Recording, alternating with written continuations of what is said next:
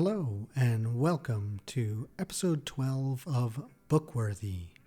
I am your host, Chris Rainey, creator and publisher of The Fine Art of Violence book series, chronicling all the most important, exciting, and fantastic happenings in mixed martial arts on a yearly basis. Today we look at Rizin super atomweight champion and rising MMA star Seika Izawa. I posted this on Reddit, and my high praise for Izawa was met with a general, huh? So let me share a little bit of information. Seika Izawa was a competitive judoka whose career was stalled due to the coronavirus pandemic. In June of 2020, Izawa transitioned to mixed martial arts. She moved on to the Deep Jewels fighting organization and eventually, rather quickly, became their interim strawweight champion.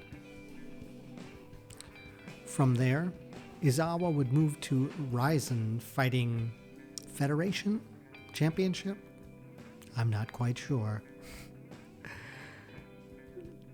She would fight Ayaka Hamasaki, one of the all-time great atomweight fighters, and stop Hamasaki in rather dramatic and dominant fashion, I believe with a TKO from the mounted triangle position in one of those throwback moments to Pride FC.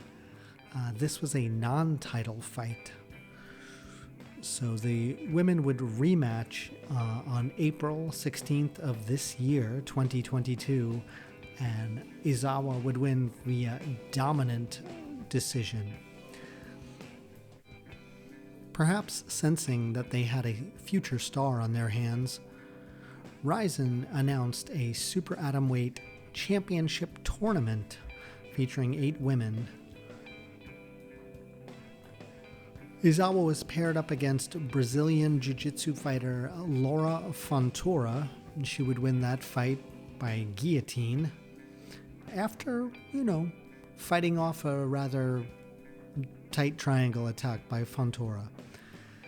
What you see here is from the semifinal fight against Anastasia Svetkivska, a Ukrainian fighter, Ukrainian kickboxer. Izawa displayed far superior grappling and spent most of the fight perpetually attacking Svetkivska. I'm not retaking this. It was a fantastic scramble that led to this armbar, and I really enjoyed the original drawing that you saw at the beginning of this video. I've done 4 charcoal drawings of Izawa's various submission wins this year. I'll post them all on my Patreon.